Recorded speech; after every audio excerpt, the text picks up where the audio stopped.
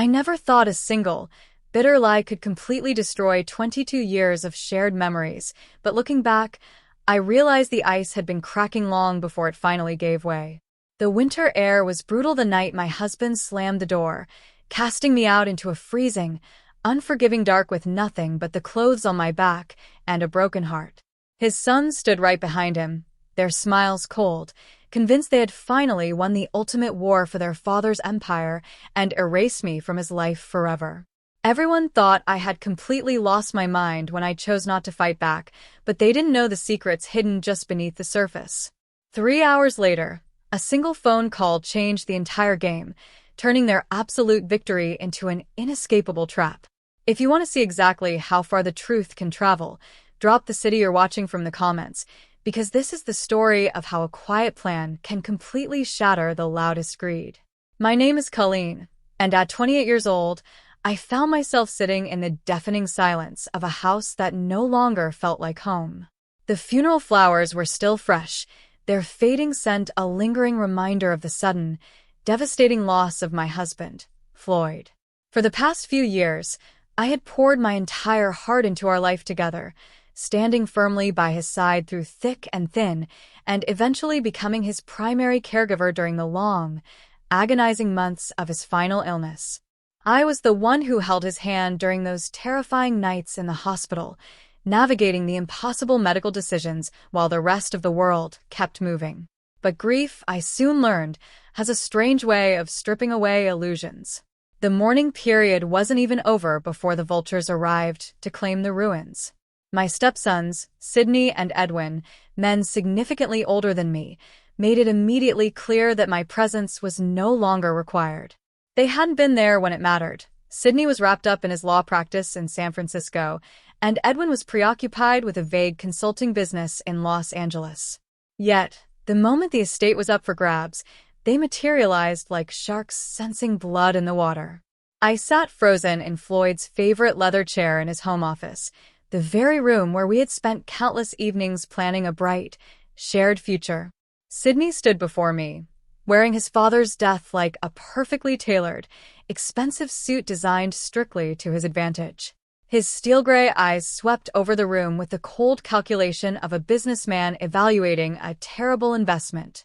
Beside him stood Edwin, acting like a loyal lieutenant, his voice dripping with a synthetic sympathy that made my skin crawl.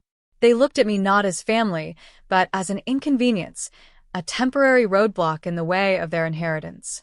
In their eyes, my years of devotion meant absolutely nothing compared to the legal weight of a bloodline, and they were fully prepared to rewrite history to ensure I walked away with nothing. Sydney didn't waste any time.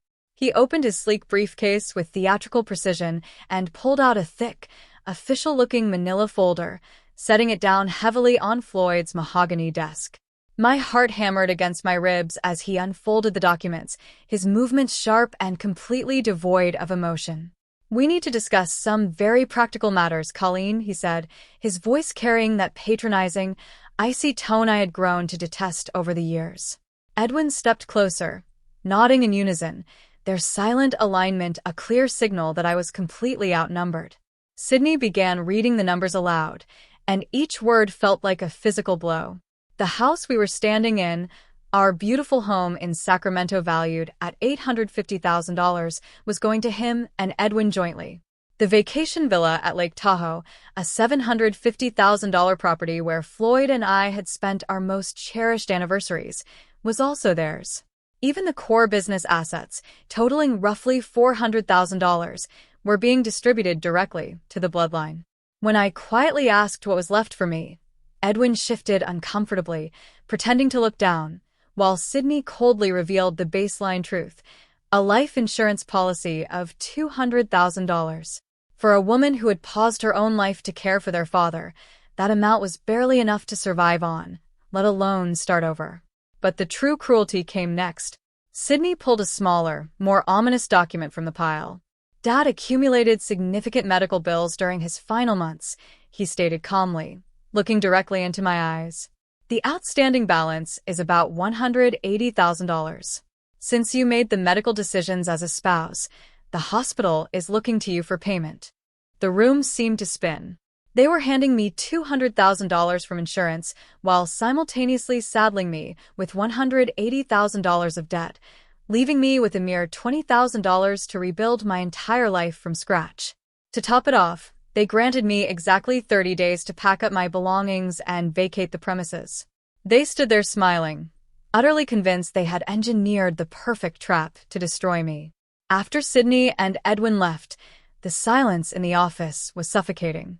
They expected me to break, to pack my bags in a panic, or to spend my few remaining days begging them for mercy. But as I sat alone in the fading afternoon light, the initial shock began to morph into something else, a quiet, burning resolve. I looked around the room at the bookshelves and the framed photographs, refusing to let their cruelty dictate my despair. My hand drifted absent-mindedly to the small, ornate bottom drawer of Floyd's desk, a private compartment he rarely opened. Impulsively, I pulled it open. Beneath a stack of old business cards and expired receipts, my fingers brushed against something metallic and cold.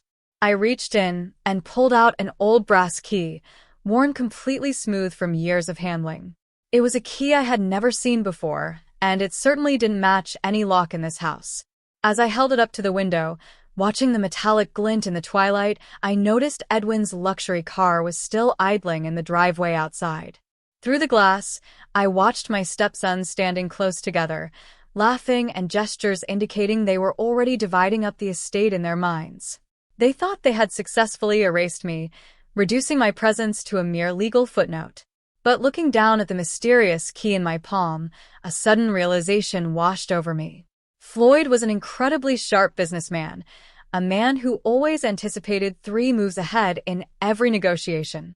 There was no way he would have blindly left me unprotected. This key was a message, a lifeline sent from the past, and tomorrow I was going to find out exactly what door it opened. The next morning, the mysterious brass key led me directly to the grand, marble-pillared lobby of First National Bank on J Street. Walking down into the heavily fortified basement vault alongside the bank manager, my heart hammered against my ribs in a rhythm of pure anticipation. The manager pointed toward a large, metallic security locker labeled with the number 379, a private safety deposit box that Floyd had secretly established exactly 6 months ago, right around the time his health had first begun to decline. With trembling fingers, I turned the brass key in the lock, pulled out the heavy metal container, and carried it into a private viewing room. When I lifted the lid, I didn't find standard insurance policies or real estate deeds. Instead, the box was meticulously packed with printed emails, financial statements, and private investigator logs. The first item was a typed message from Sydney to an unknown associate, explicitly plotting to accelerate property transfers because they believed I was completely clueless about the family business. Beside it lay a certified financial statement for an entity named Whitaker Holdings LLC, revealing a staggering balance of $4.7 million in liquid assets, a completely protected fund that only I had the legal authority to access. As I dug deeper, I discovered a comprehensive dossier compiled by a licensed investigator, detailing Sydney's massive, hidden gambling debts and Edwin's fraudulent business schemes that had drained his own clients' retirement funds.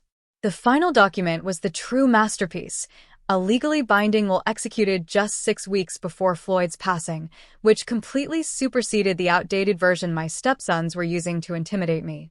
Floyd had documented every single instance of their deception, creating a bulletproof legal shield. He hadn't abandoned me at all. He had quietly handed me the ultimate power to dictate the future, leaving his greedy sons stepping directly into an invisible trap. The air inside Edwin's lavish Granite Bay home was thick with artificial warmth when I arrived for dinner that evening. Looking around at the brand-new luxury cars parked in the circular driveway and Bianca's expensive designer dress, I finally understood the sheer desperation driving their greed. They desperately needed Floyd's estate to bail them out of their hidden financial ruins, yet they carried themselves with the smug arrogance of kings who had already won the crown. I took a seat at the formal dining table, calmly sipping my wine and playing the role of the defeated, grieving widow perfectly.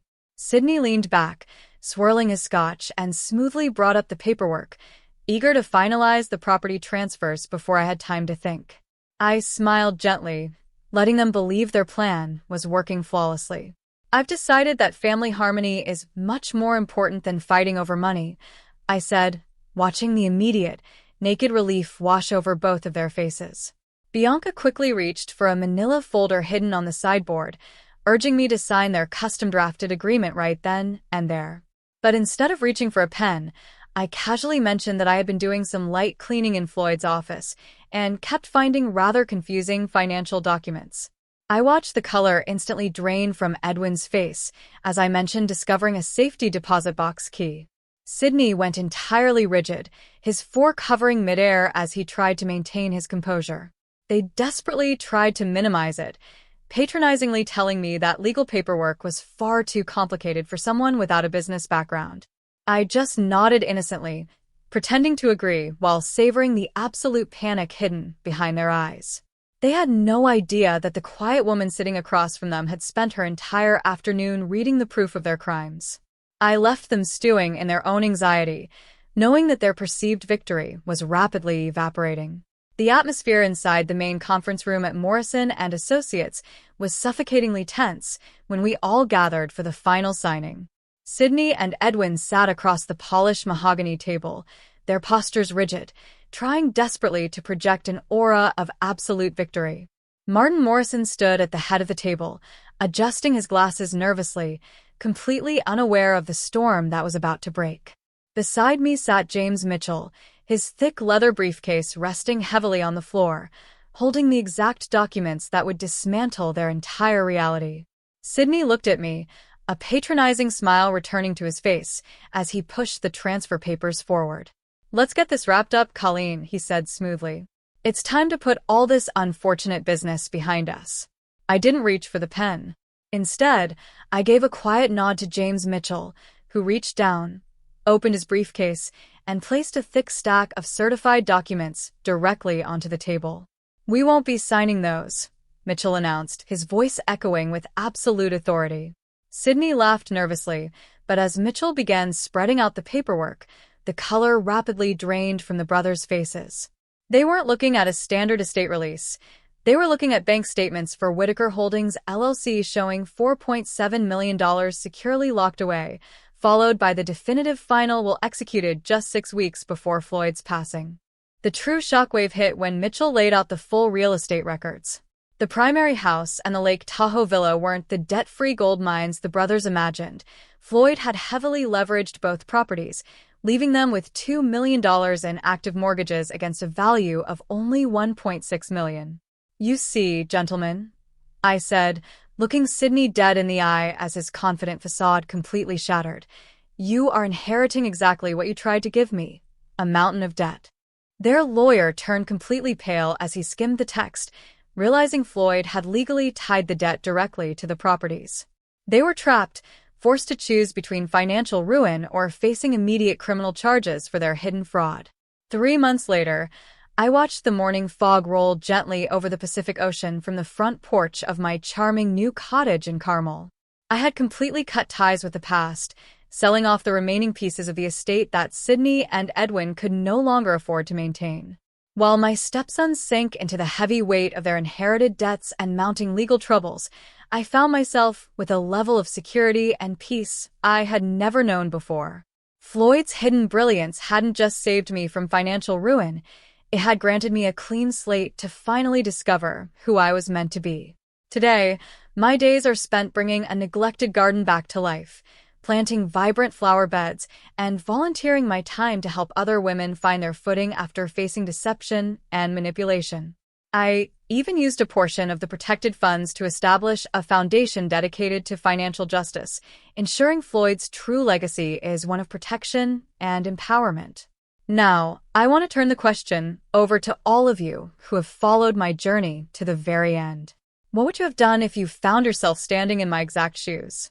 Would you have walked away quietly, or would you have pushed for the ultimate confrontation? Drop your thoughts and the city you are watching from in the comments below. Thank you so much for watching, and don't forget to check out the other stories on your screen right now.